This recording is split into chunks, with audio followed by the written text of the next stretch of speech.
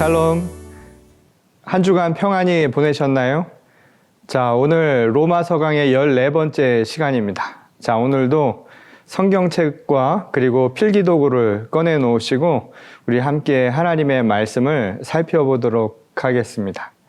자, 우리가 지난 시간까지 로마서 3장 말씀을 함께 나누어 보았는데 그 3장의 내용을 한마디로 요약하면 바로 이것이죠. 하나님으로부터 의롭다함을 여김받는 것은 율법의 행위로서가 아니라 오직 믿음을 통해서만 이루어지는 것이다. 이게 바로 사도 바울의 이야기였습니다. 자, 그것을 잘 나타내주는 말씀이 우리가 지난 이 3장을 통해서 함께 살펴보았는데 28절을 같이 한번 읽어보겠습니다. 그러므로 사람이 의롭다 하심을 얻는 것은 율법의 행위에 있지 않고 믿음으로 되는 줄 우리가 인정하노라. 자, 바울은 사람이 의롭다 여김을 받는 것, 그것은 곧 구원을 의미하는 것이죠.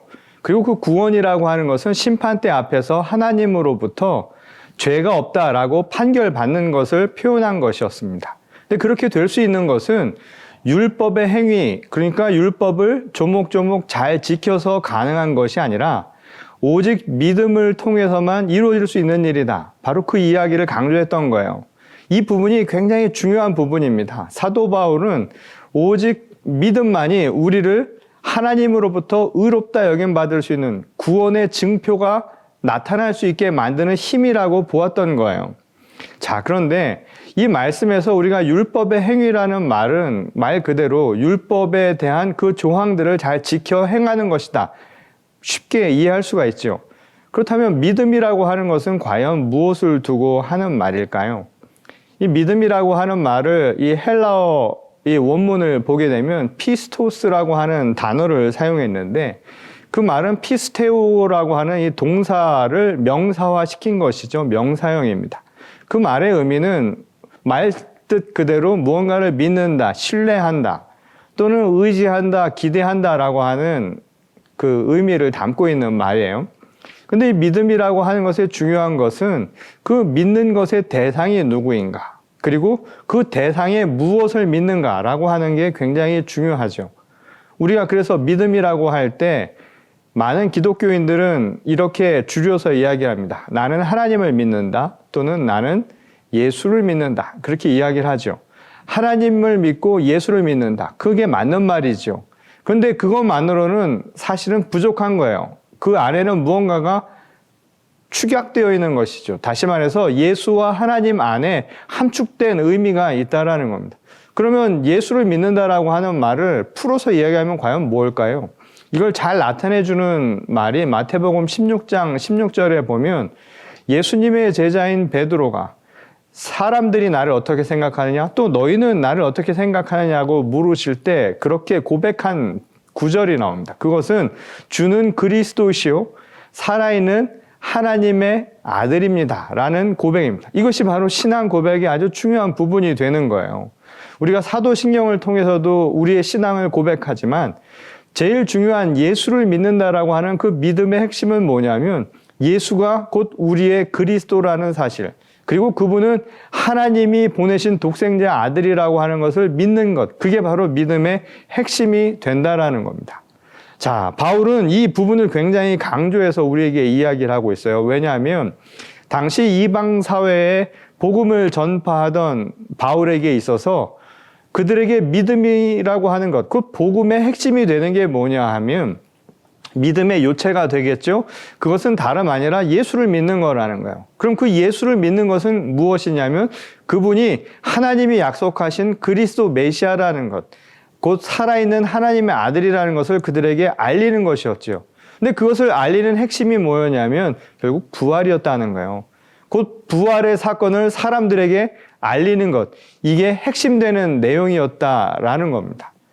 곧 부활이라고 하는 것은 그런 의미에서 어떤 의미를 사람들에게 가르쳐주는 것일까요? 그분이 그리스도로서 우리의 죄를 대속하셨다.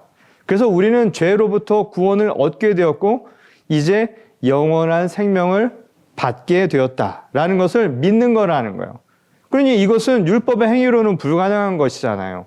곧 부활의 사건을 통해서 그리스도이신 예수께서 그것을 통해서 우리의 죄를 대속하신 그 은총을 믿는 믿음만이 그래서 우리를 구원으로 이끄는 것, 곧 우리를 의롭다 여김받게 만드는 유일한 길이라는 것을 바울은 이야기했던 것이죠. 곧 율법의 행위로는 이런 것은 불가능하다라는 거예요. 그러니까 율법의 행위는 구원의 증거로 우리가 행하는 것이지 그것이 구원의 원인이나 조건이 될 수는 없다라는 거예요. 우리가 구원을 받았기 때문에 그 감사함으로 지키는 것이 율법의 행위인 것이지 율법의 행위 때문에 우리가 구원을 받는다라는 것은 잘못된 판단이라는 겁니다. 자, 오늘 우리가 읽을 4장의 말씀은 바로 이것을 증거하는 한 사례를 우리에게 가르쳐 주죠. 우리가 같이 1절부터 읽어보도록 하겠습니다.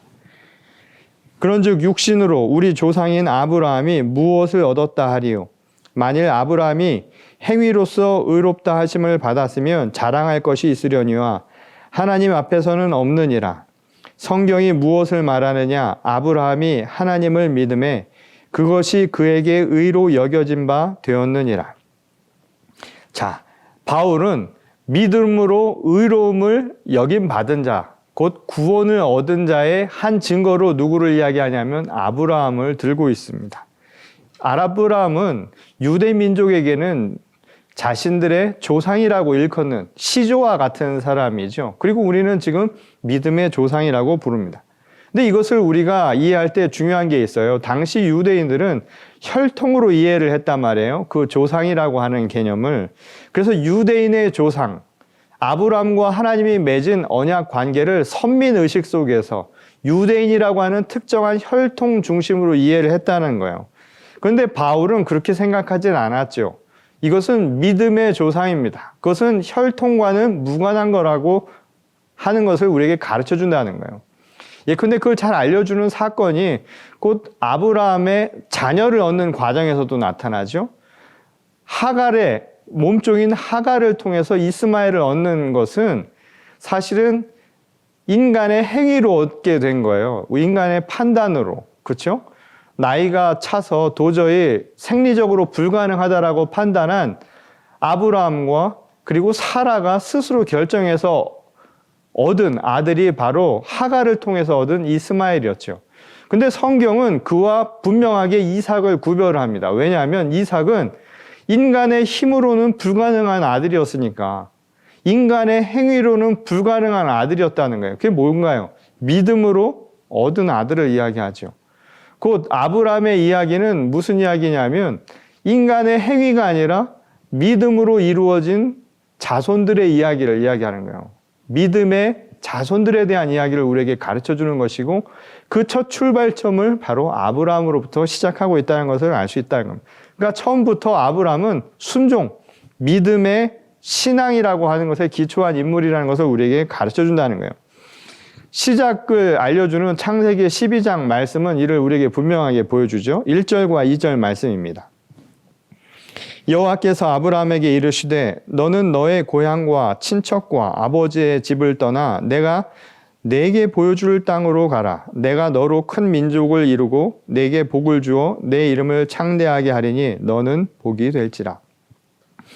자, 이게 곧 아브라함의 시작, 그리고 믿음의 자손들, 믿음의 조상으로부터 그 자녀들, 곧 믿음의 사람들에 대한 이야기의 시작을 이렇게 우리에게 가르쳐주고 있어요. 어떻게 시작을 하냐면 너의 고향과 친척과 아버지의 집을 떠나라는 거예요. 자, 이건 뭘 의미하냐면 자기와 관련된 거죠. 그렇죠?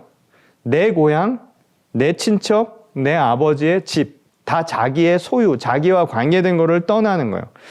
그래서 어떻게 가냐면 내가 보여주는 곳, 내가 지시하는 곳으로 가는 거예요. 이게 바로 믿음을 보여주는 거예요. 믿음이라고 하는 건 뭐냐면 나를 떠나는 거예요.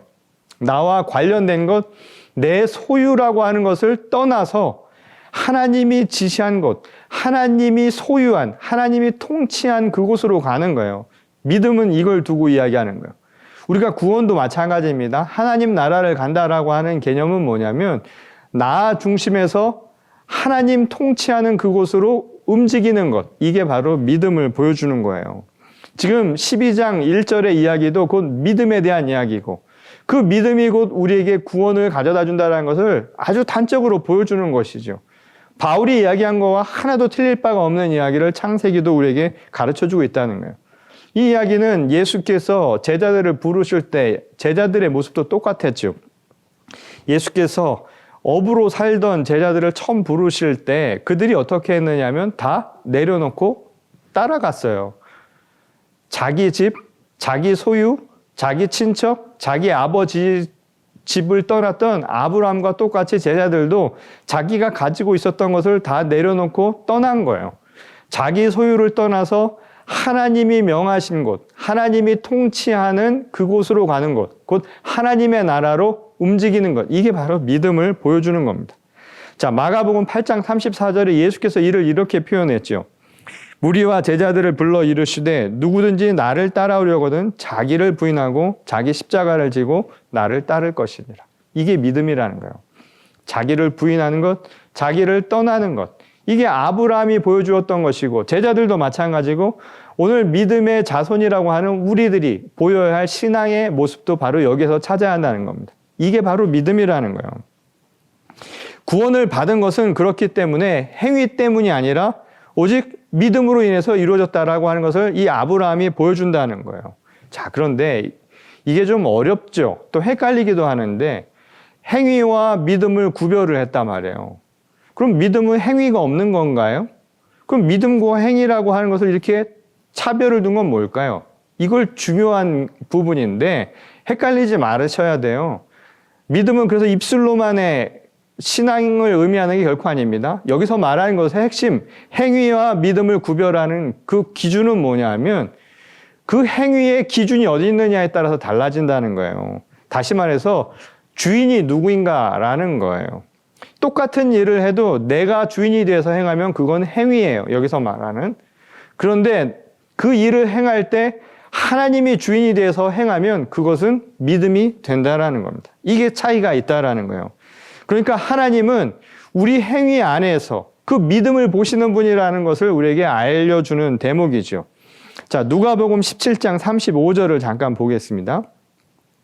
두 여자가 함께 맷돌을 갈고 있음에 하나는 데려감을 얻고 하나는 버려둠을 당할 것이니라. 자, 이 이야기도 예수께서 이렇게 비유로 하신 말인데 데려감을 얻는다라고 하는 것은 의로움을 얻는 것과 똑같은 말로 이해하면 됩니다. 천국으로 가는 거예요. 자, 그런데 맷돌을 갈고 있다고 했죠. 맷돌을 갈고 있는 건 뭐예요? 행위를 뜻하는 거예요. 이 행위는 차이가 없잖아요. 두 사람 간에. 그런데 한 사람은 의롭다 여김을 받아서 데려감을 얻고 그렇지 않는 사람이 생겨나는 이유는 뭐라는 거예요? 행위 때문에 그런 게 아니라 그 행위 안에 있는 믿음 때문에 그렇다는 거예요. 그 행위를 하는 주인이 누구였느냐를 묻는 것이죠. 신앙생활을 하면서 믿음이라고 하는 것은 그냥 단순히 신앙 고백이나 믿음의 입술 표현으로 끝나는 게 아니라는 거예요. 살아있는 행위로 나타나야 되는데 중요한 것은 그 행위의 주인이 누구인가가 믿음이냐 아니면 행위 그 자체냐를 구별하는 기준이 될 수 있다는 거예요. 그런 의미에서 믿음도 그냥 믿음이 아니라 행함이 있는 믿음, 살아있는 믿음이어야 한다는 거예요. 자, 야고보서 2장 26절에 보면 이런 말씀이 나옵니다. 영혼 없는 몸이 죽은 것과 같이 행함이 없는 믿음은 죽은 것이니라. 자, 신앙도 믿음도 행위가 아닌 것은 아니라는 거예요. 행위와 같은데 다만 그 행위의 주체가 누구인가에 따라서 우리가 흔히 성경에서 말하는 믿음과 행위를 구별하는 기준이 된다는 것이죠. 그러니 믿음도 분명히 행위로 드러나야 됩니다. 그냥 마음만 먹었다고 되는 거 아니에요. 아니, 마음이면 됐지. 내 속에서 그냥 의도만 좋으면 됐지. 이것으로 그치는 것이 아니라 실천할 수 있어야 된다는 거예요. 선한 사마리아인의 비유를 여러분 기억하시죠?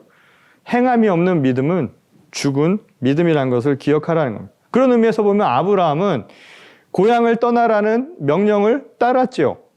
그리고 이삭을 번제물로 삼아서 모리아 산에 오르기까지 하지 않았습니까? 순종하는 믿음을 실제로 보여준 것이에요. 그러니까 아브라함의 믿음은 뭐냐면 내 중심이 아니라 하나님 중심으로 변화되었죠. 주체가 바뀐 거예요.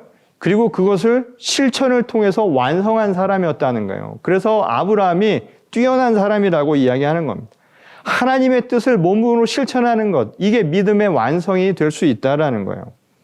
자, 4절부터 8절 말씀을 보도록 하겠습니다. 일하는 자에게는 그 삭이 은혜로 여겨지지 아니하고 보수로 여겨지거니와 일을 아니할지라도 경건하지 아니한 자를 의롭다 하시는 이를 믿는 자에게는 그의 믿음을 의로 여기시나니 일한 것이 없이 하나님께 의로 여기심을 받은 사람의 복에 대하여 다윗이 말한 바 불법이 사함을 받고 죄가 가려짐을 받는 사람들은 복이 있고 주께서 그 죄를 인정하지 아니하실 사람은 복이 있도다 함과 같으니라. 그냥 읽겠는데 읽고 나니까 무슨 말인지 잘 모르시겠죠. 좀 쉽게 좀 쓰면 얼마나 좋을까 하는데 그래서 이렇게 성경 공부하는 거 아닙니까? 자, 이 말씀에 이제 중요한 구별되는 두 사람이 나옵니다. 두 부류의 인간이 나와요. 하나는 뭐냐면 일하는 자, 그리고 또 다른 것은 일을 하지 아니한 자예요. 그러나 그의 믿음을 의로 여기신다라고 하는 것을 믿는 자라고 이렇게 구별을 해놨습니다. 그러니까 쉽게 얘기하면 일하는 자와 일하지 아니한 자로 우리가 그렇게 간단히 한번 비교를 해보죠. 여기서 일하는 자라고 하는 것은 무엇을 의미하냐면 율법의 행위를 하는 사람을 말하는 거예요. 그러니까 율법을 신봉하는 자죠. 그러니까 율법을 잘 지키면 그것으로 인해서 내가 의롭다 여김을 받을 수 있다라고 생각하는 거예요. 그러니까 그 사람들은 뭐냐면 구원을 스스로 얻는다라고 믿는 꼴이나 다름없다는 거예요. 바울의 눈에는 그렇게 보인다는 거예요. 그래서 구원도 그들은 하나님의 은혜로 보는 게 아니라 당연히 자기가 한 것만큼 받는 일종의 보수로 생각하는 사람들이라는 것이죠. 반면에 일을 아니한 자, 그러나 경건하지 아니한 자도 의롭다 하시는 이를 믿는 자. 이건 뭘 의미하는 걸까요? 일을 아니하고 경건하지도 아니한데도 불구하고 의롭다 하실 수 있는 그분을 믿는 것, 곧 구원을 주시는 분을 믿는 자라는 것을 뜻하는 것이죠. 하나님을 믿는 자라는 거예요. 곧 믿는 사람, 믿음에 대한 걸 지금 이야기를 하는 것이죠.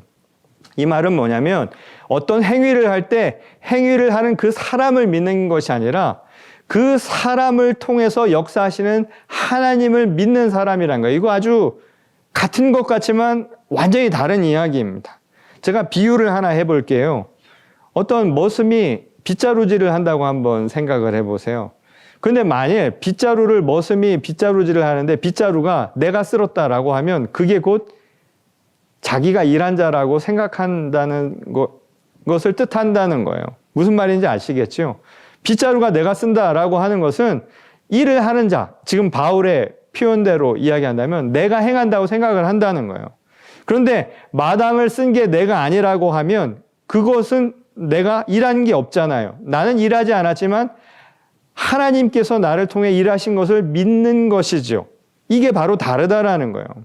언젠가 제가 테레사 수녀의 비유를 한 일이 있는데 몽땅 연필이라고요. 하나님께로 준 몽땅 연필이라고. 그건 내가 하는 것이 아니라 하나님이 나를 통해 역사하신다는 것. 그것은 곧 하나님을 믿는 믿음 때문에 그 행위가 이루어졌다라는 것이죠. 이게 완전히 다른 거라는 거예요.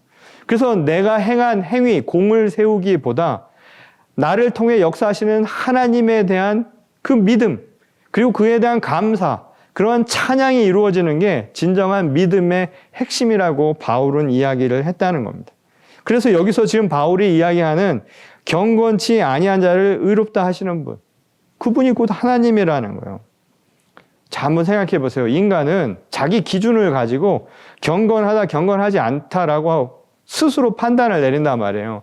당시 유대인들이 그렇게 죄인과 자신들을 구별을 했다는 거예요. 어쩌면 오늘 우리도 믿음이라고 하는 것을 가지고 스스로 판단을 하면서 살 수도 있습니다. 그건 행위로 사는 모습과 다를 바가 없다는 거예요. 사람들을 구별하고 고정관념을 갖고 편견을 갖는 모습들이 그와 같다라는 것이죠. 그런데 사도 바울이 3장 10절에서 이런 이야기를 했단 말이에요. 의인이 없다고, 의인은 없나니 하나도 없다라고 하는 이야기는 결국 뭘까요? 인간은 예외 없이 경건하다고 할 수 있는 사람들은 존재하지 않는다는 거예요. 완전한 사람은 없다라는 거예요. 그러니 중요한 건 뭔가요? 그럼에도 불구하고 하나님께서 우리를 구원하신다라는 것. 그렇게 우리를 구원하실 분이라는 것을 믿는 믿음이 중요하다라는 거예요. 거기에 바로 구원의 길이 있기 때문이라는 것이죠. 그래서 사도 바울은 이야기하죠. 그게 곧 우리에게는 선물이라고. 내가 뭘 했기 때문이 아니라 그렇지 않았음에도 불구하고 우리가 죄인이고 우리가 한 게 없음에도 불구하고 하나님께서 우리를 구원하시겠다고 하니 그거야말로 선물 아니냐라는 거예요. 그러니 믿음은 뭐냐면 이것이 선물인 줄 아는 사람인 거예요. 자, 선물인 줄 아는 사람들은 그래서 어떻게 바뀔까요? 선물임을 아는 사람은 감사함이 생기죠. 그러니 내가 나를 자랑할 게 한 가지도 없는 거예요. 나를 자랑하는 것이 아니라 그렇게 내게 선물을 주시는 하나님에 대한 감사의 마음으로 사는 거예요. 그래서 행위도 어떻게 나타나냐면 그 감사함으로 행하는 거예요. 보답은 될 수 있는 것이죠. 내가 그것을 통해서 무언가를 얻을 수 있다라고 하는 확신으로 행하는 것이 아니라 감사함으로 사는 거예요. 부모가 자식을 사랑하는 것, 자식이 무엇을 잘했기 때문에 사랑하는 게 아니잖아요. 그렇죠? 그래서 자식이 부모를 향해서 효도를 다하는 것은 내가 사랑을 받기 위해서 하는 것이 아니라는 거예요. 당연한 거니까. 그 받은 사랑이 감사하니까 저도 사랑하는 거예요. 예수께서 우리에게 하나님을 사랑하라고 했던 것은 그런 의미에서 무언가를 얻기 위해서 사랑하라는 게 아닙니다. 하나님이 값없이 우리를 사랑하신 것에 대한 그 사랑으로 우리도 사랑하는 거예요. 얼마나 감사한가요? 오늘 이 감사함으로 오늘 하루를 사는 겁니다. 그러니 얼마나 달라지는 줄 아세요? 여러분 각자가 얼마나 소중한 사람이라는 것. 하나님이 사랑하셨으니까. 오늘 우리가 사랑받은 사람이라는 그 믿음으로, 그 기쁨으로 오늘 하루도 주님께 정말 사랑으로 세상을 섬기며 살 수 있는 우리 모두가 될 수 있기를 바랍니다. 자, 우리 함께 기도하시겠습니다. 주님, 오늘 우리에게 값없이 주신 그 하나님의 선물을, 그 구원의 은총을 저희들이 깨닫고 오늘도 감사와 찬미 속에서 기쁨 가운데 사는 우리 한 사람 한 사람이 되게 하여 주시옵소서. 우리를 사랑하신 것에 감사드리오며 예수 그리스도의 이름으로 간절히 기도드렸습니다. 아멘. 자, 이번 한 주도 주님의 사랑을 생각하시면서 사랑에 취해서 서로를 사랑하며 또 감사함으로 보내는 한 주가 될 수 있기를 주님의 이름으로 축원합니다. 자, 우리 그럼 다음 주에 다시 기쁜 마음으로 찾아뵙도록 하겠습니다.